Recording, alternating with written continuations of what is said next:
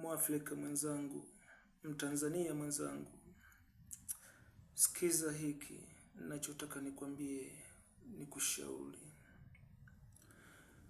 Unajua siku hizi watu tunasema tuko busy na kutafuta fedha. Mimi kuna kitu nimegundua, ila sitaki niwe mchoyo. Napenda nishare na wewe, Mtanzania mwenzangu. Fedha inamfuata mtu mwenye mali. Unajua kutofautisha kati ya mali na fedha? Unajua? Kama hujui, mimi nakusaidia. Yaani fedha ni pesa. Mali ni property. Yaani kwa mfano ukiwa na ardhi, ile ni mali. Ukiwa na mifugo, zile ni mali. Kwa hiyo, ili uweze kuingia kwenye dira ya kutajirika, inabidi uanze kufanya nini? Inabidi uanze kumiliki mali. Kwa hiyo, tufunguke kiakili.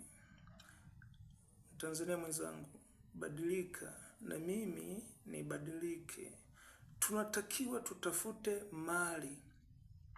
Kwa mfano, mtu amelima shamba au ana shamba la minazi. Wewe mwenye fedha utaenda kununua nazi, utampa pesa. Kwa hiyo pesa ya kwako itakuwa imemfuata mwenye mali ambaye ana nazi, ni mwenye mali huyo. Kwa hiyo ushauri wangu kwa mfanyabiashara ataelewa.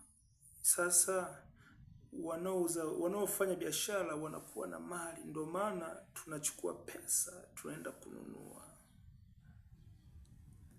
Hii ni introduction kwamba tafuta mali, pesa itakuja, itakufuata wewe mwenye mali.